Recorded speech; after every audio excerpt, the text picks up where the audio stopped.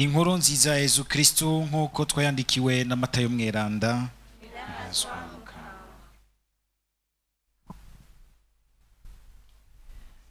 Muri rya minsi Yezu yabariye abigishwa biwe ati: ntimugire ngo naje kuvyagiza amahoro hano ku isi. Sinaje kuvyagiza amahoro, nazanye ari hindwano. Ego cane, naje ngo umwana avavanure na se, umwigeme na nyina, umukazana avavanure na nyina bukwe, umuntu wese aribwe nabo bibana. Ukunda se canke nyina kunduta ntakwiye kuba uwanje. Nukunda umuhungu wiwe canke umukobwa wiwe kunduta ntakwiye kuba uwanje. Utakiriye umusaraba wiwe ngo ankurikire ntakwiye kuba uwanje. Uwizigitiriye ku buzima bwiwe buzomuvako, uwabuhevye nawe akanyigura nzobumusubiza.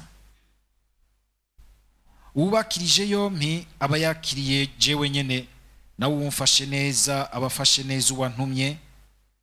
Uwuzimanya umuhanuzi kuko ari umuhanuzi azotahira impera y'abahanuzi. Uwuzimanya intungane kuko ari intungane nawe azoronka impera y'intungane. Urya nawe azozimya inyota y'umwe muri abo bato bato, naho coba igikombe c'amazi asanzwe akakimuha kuko ari umwigishwa wanje. N'ivy'ukuri ndabibabariye, uwo ntazobura impera yiwe.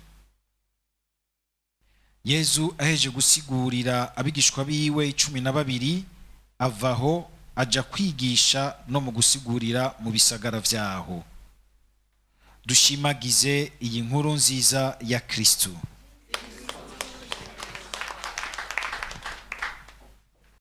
Turabandanya twumva amajambo y'Imana mu gisomwa ca mbere atuyagira nogira nti nk'igice ca kabiri c'ivy'ubucuti bw'Imana n'igihugu cayo ca mbere gikomoka kuri Iburahimu.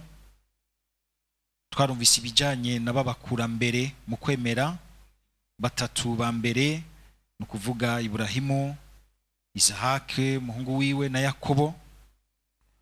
Ubu ngira nitusanga bari mu gice ca kabiri caho bamaze kuva iwabo bakaja kuronderera ubuzima mu Misiri, bahavuye bagwirirana, hanyuma imyaka iriterera. Twumvise rero uyu munsi ngo ingene haza ngo Faraoni, umuntu atazi Yozefu n'ivyiza Yozefu n'abiwe bagiriye Misiri, agaca atangura gufata ingingo zisunitswe n'ubwoba n'ishari, agaheza mbere akaraba n'abantu bibirara, abantu barubura kigongo, abantu atakinya, kugira ngo babacumukuze bababuze kugwira. Faraoni bari baciye ubwenge, kandi ubwenge bugira nabi burya abantu ntibabubura.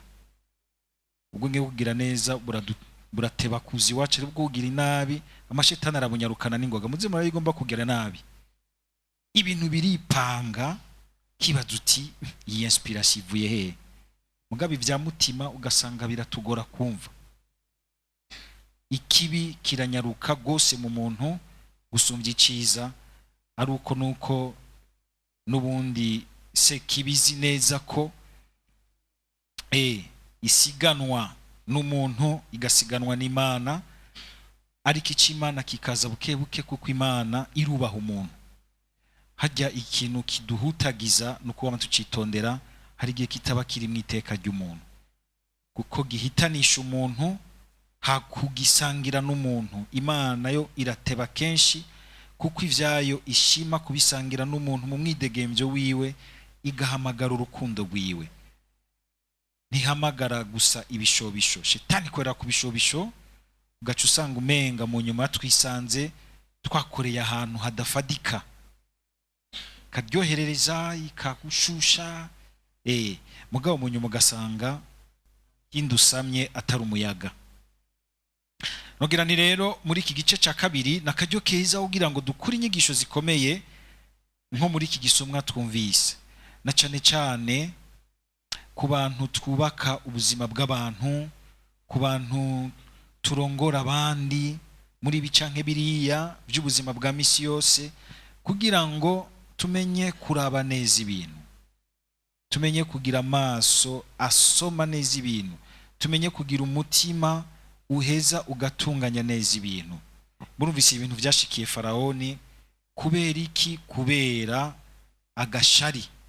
Abanyisirayeli bari bahungiye inzara hariya mu Misiri, kandi burya ngo niko bameze, aho bashitse usanga umenga baragwira, kandi ugasanga n'abantu bakerebutse mu rudandazwa, mu vy'ubwenge. Bene abo ngaho bahasanze bita bene gihugu, ugasanga umenga baguma bisamara ko ni nk'uko ko abantu mugabo sibonye n'abantu bose usanga baraciye mu bintu by'ingorane. Iyo aramutse ahunga arazi ico ahunze, kandi arazi ico agiye arondera.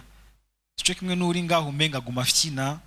Nkora mbona ingene nk'abarundi bose bagiye kurondera ubuzima hanze, urabahunze ingorane z'ubuzima, urabahunze ingorane z'ibintu vya politika, aho bashitse ugasanga bariko barakora, bariko barita ku rutare.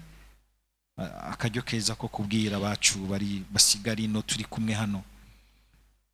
Mperuka muri ivyo bihugu narabonye ingene muhora mwibaza yuko iyo abarungikiye udufaranga bakurungikiye aga 50 euro usanga ari amahera y'amarundi y'ivyatsi menshi.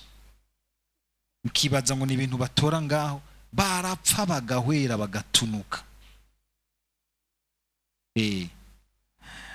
Ni nk'uko bamwe mushobora gusanga bagenda bikanka, mkibaza yuko menga amafaranga bagenda barayano bakunzira ari Iburaya, barapfa bagatunuka bagahwera.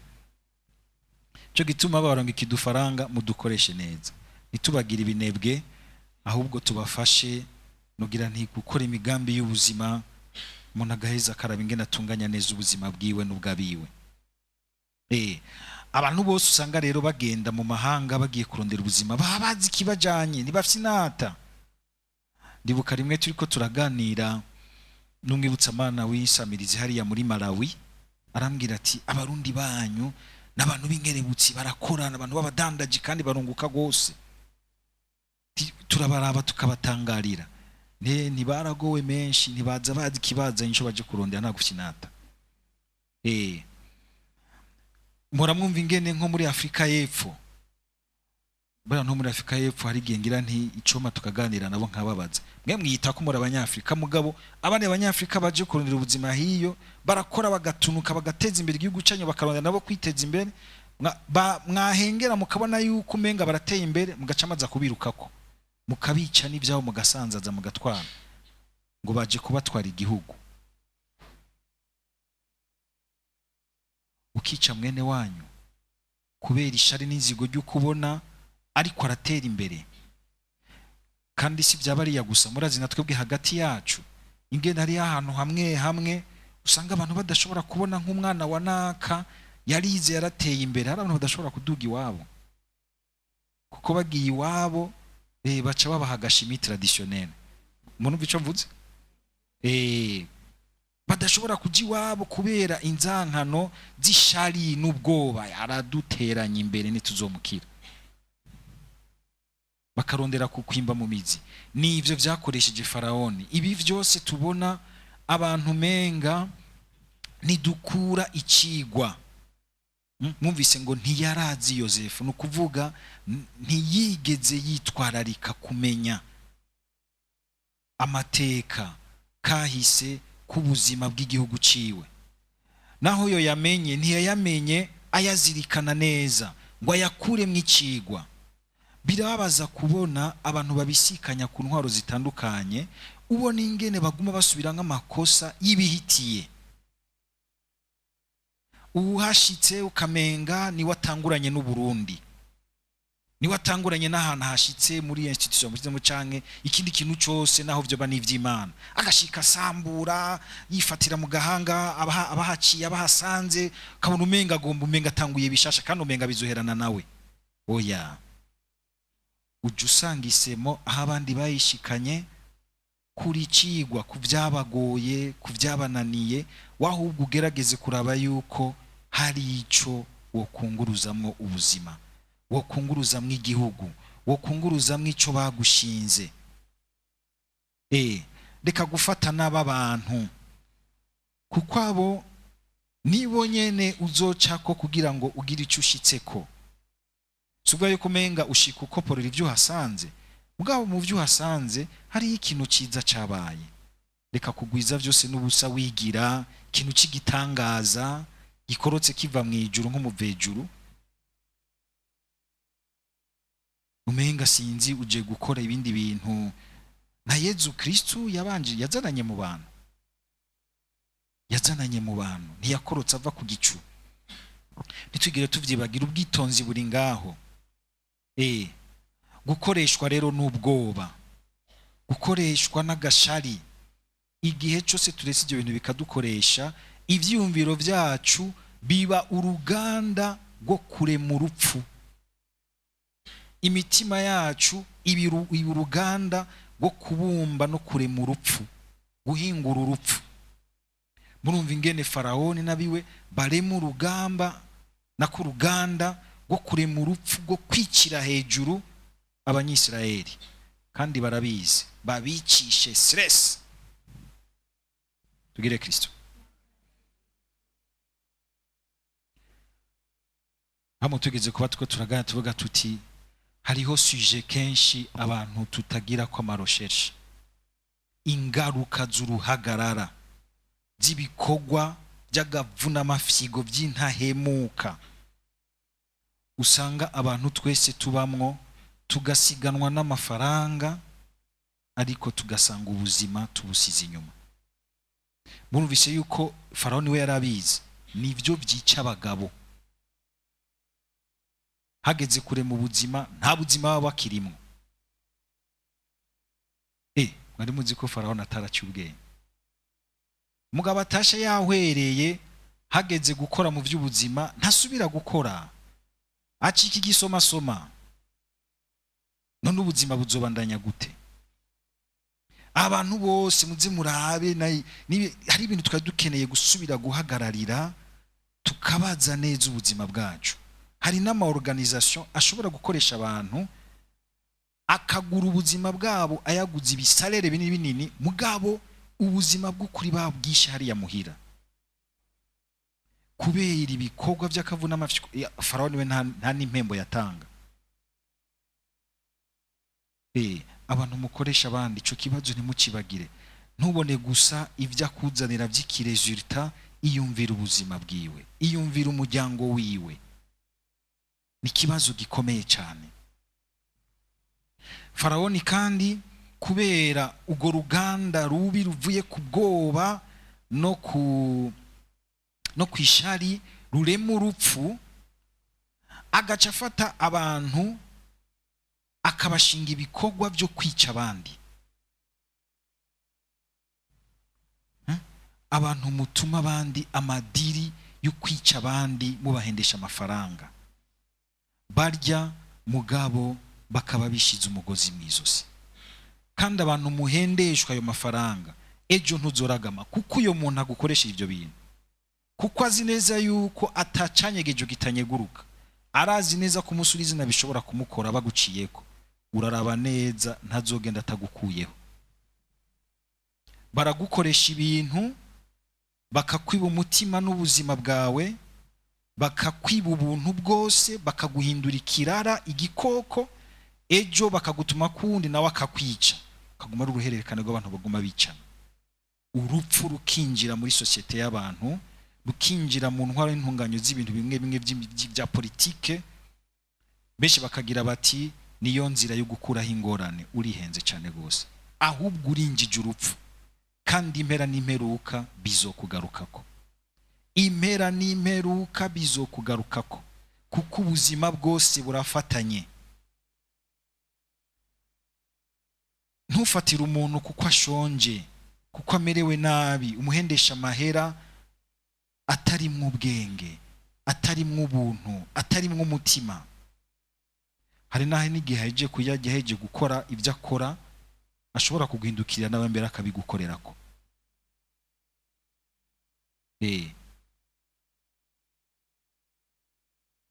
naho mbona muri iyo myaka ihitiye abavyeyi barekerana abana babo bakaja muri ivyo bintu vy'inzankano za politike, bakanywa imogi, bakaryoherwa nuko bapiya ahantu bakabazanira muhira, munyuma yaje gupiya ivyo badasangiye, ivy'abo badasangiye ubwoko, bagaca bahindukira bagatangura gupiya ivyo muhira navyo kugira ngo baronke yo kugura akamogi, ayo kunywa inzoga. Ukabona ingene bibabaje abantu, ukabona ingene tudakura icigwa ku bintu bidushikira. Farawo ni kwabaye uko asanga ariko ari mu rupfu. Mugabo murazi yuko tuzuma misi imbere kumbure urwo rupfu rwaruhiye guhindukira kuri we n'abasirikare biwe. Murazi ingene baguye mu kiyaga gitukura, abo yarondera guhamba mwivu, Imana irabarokora. Tugire Kristo. Harimwe ikindi cigwa gikomeye cy'ubuzima, harimwe ikindi cigwa gikomeye cy'ubuzima. Uretse ko ari cigwa dukuye mu ijambo ry'Imana, ni n'icigwa kiri mu buzima, kuko murazi yuko kuva kera tutarumva n'iri jambo ry'Imana rikomoka ku Mana se Mukama wacu Yesu Kristo, abantu bari barumvise yuko ukora iciza ukagisanga imbere, wakora ikibi ukazosanga casamye imbere yawe, kandi ngo umwasa akagucira icobo, Imana nayo ikagucira icanzo. Ngo igiti kirakurira mu baki,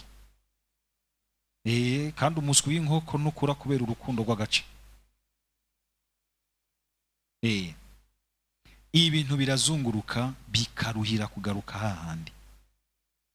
Farawoni yarazi yuko agira honye abanyamisiri, ariko acasanga ariko ategura guhona kw'ingabo ziwe zikomeye, abaofisiye bakomeye n'abafantasi biwe bakomeye cyane.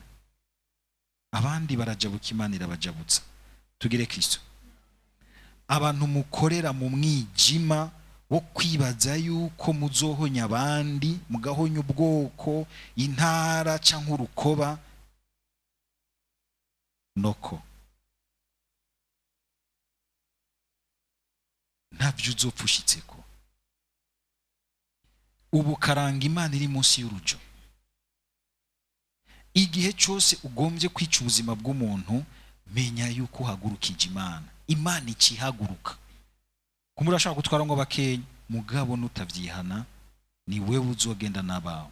Impera n'imperuka ni wewe uzogenda nabawe. Tuze turamenya gusoma ivyakahise neza, ntitugasome nka bamwe baguma bakavyura umenga bagomba kurondera kwihora, ahubwo tugasome nk'abagakuramwo indahiro nziza yo kudasubira kuza turakora amafuti n'uyu munsi akizingamitse igihugu cacu, azotubuza gushikira ya mbono kazoza nziza yaho dushaka gushika. Mugabo hari ibintu bikituboshe nk'ivyo, ntituzopfa tuhashitse. Ndabarahiye, ntituzopfa tuhashitse, kuko ugukira neza, umuntu agakira, bimwe tuvuga byo gukira mw'isi neza, bitangura kugukira mu mutima wiwe, kukwanga gukoreshwa n'inabi, kukwanga guhindura ubwenge n'umutima wacu uruganda rw'inabi, uruganda rwo kwica, nibaza ngo ndiko ndarokora ivy'iwanje. Impera n'imperuka birangarukako. Genda mutoze no muri kahise, abo bantu bose bagiye baravomeza iki gihugu amaraso ya bene wabo, ingene baheze. Genda murabe, genda mubaze no miryango yabo murabe. Sindabivuze ngaho ko arababaza bati ndiko ndabinjirira. Mugabo no kugira ngo tumenye gusoma, twebwe turi uyu munsi, twemere guca uyo mugozi mubi, twugururire Imana inzira, twugururire ibihe bishasha abana bacu n'abuzukuru. Gezaho mera nka Yozefu mwarumvise ingene yanse kwihora, mugabo akumva yuko no mu vyamushikiye ko Imana ari Imana, yabikuyemwo ikintu ciza, akarekurira na bene wabo, bagaheza bakumva yuko baronsa amahoro, bagaca bacika igihugu gikomeye. Usoma kama kugira ngo kandi bene iyo nkuru nziza yo gukurikira Yesu Kristo naho hagoye ntitwigere tuyivako.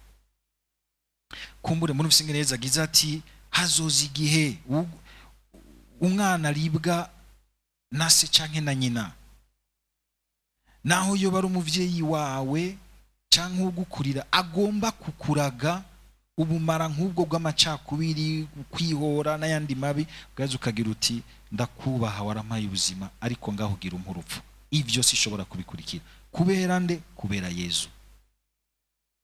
Kubera Yesu. Aha Yesu ariko aravuga ati ngo uwunkunda afatiye kuri bajya abantu bose twegeranye, ngo ukunda bo kunduta ntashobora kuba uwanje. Harimo akantu Yesu avugiyemo. Yesu agombye kubabwira ati ndi Imana yanyu, nabo ugomba kundutisha ni jewe nabaguhaye kandi jewe nzobasubirako.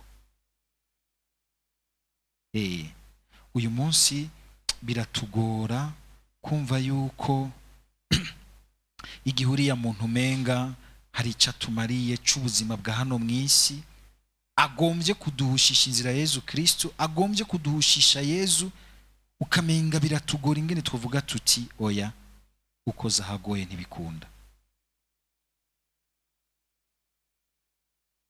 Ngo vyose biva kuri we, vyose bigengwa nawe, kandi vyose biruhira kugaruka kuri we. Umukama dukomeze kubwiye inkuka tumuhereza, maze natwe tube ivyo bimenyetso vy'urukundo rwiwe, mugerageza guhagarara mu nkuru nziza yiwe, bigatuma ibibi bizana urupfu mu bantu, bigatuma abantu basubira kugabana umuzirikanyi, ivyiyumviro, umutima urema ubuzima utarema urupfu mu bantu. Amen.